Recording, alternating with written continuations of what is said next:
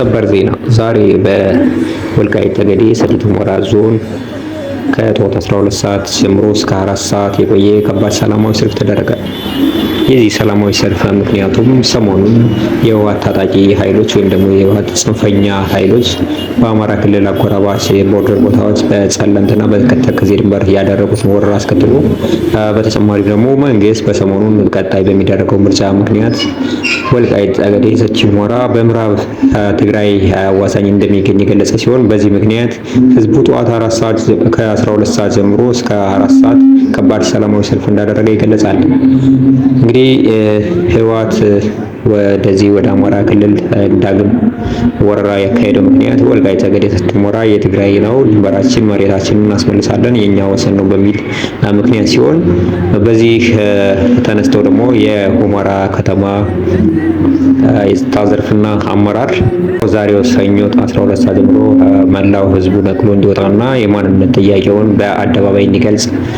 አሳስበዋል። በዚህ ምክንያት ህዝቡ አንድ ሰው እንኳን ቤት ሳይቀር ንቅል ብሎ ሜዳ ወጥቶ ራሱን ማንነቱን ሲገልጽና እኛ አማራ ነን እንጂ አማራን አላልንም፣ ወልቃይት ጠገዴ ሰቲት ሁመራ የአማራ ነው፣ እኛ የጎንደር አማራ ነን በማለት ድምጻቸውን አሰምተዋል። እንግዲህ በዚህ በሁመራ ከተማ የተካሄደው ሰልፍ የወልቃይት ጠገዴ ሰቲት ሁመራ ምክትል አስተዳደር እንዲሁም ደግሞ የጸጥታ ዘርፍ ኃላፊ ጀግናው ኮሎኔል ደመቀ ዘውዱ እንዲሁም ደግሞ የከተማው ከንቲባ እንዲሁም ደግሞ ሌሎች የሃይማኖት አባቶችና ወጣቶች አጠቃላይ ምዕመናንና ምዕመናት ንቅል ብለው አደባባይ የወጣ ሲሆን በዚህ አደባባይ ላይ ዋና ታርጌታቸው የነበረው ዋና ዓላማቸው ህወሓት ከድርጊቱ የማይቆጠብ ከሆነ እንዲሁም ደግሞ ወደ አማራ ክልል ዘምቶ የሚያደርገውን ትንኮሳ የሚቀጥል ከሆነ እኛ አጸፋዊ እርምጃ እንወስዳለን ሲሉ የሰቲት ሁመራ ዞን የጸጥታ ዘርፍ አክለው በአጽንኦት ተናግረዋል። እስካሁን እናንተ ጋር የነበርኩት እኔ ሰሞኑን ሰብስክራይብ፣ ላይክ፣ ሼር እያደረጋችሁ በቀጣይ አዳዲስና ታማኝ መረጃ እስክንገናኝ ደህና ቆዩልኝ።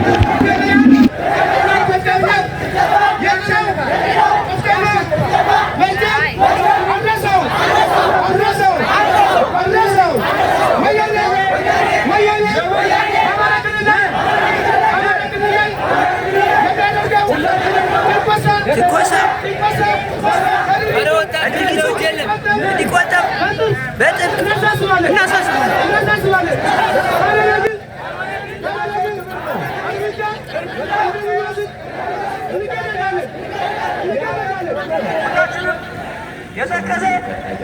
ዘቦት ወልቃይት ጠገዴ ሰቲት ሁመራ በምዕራብ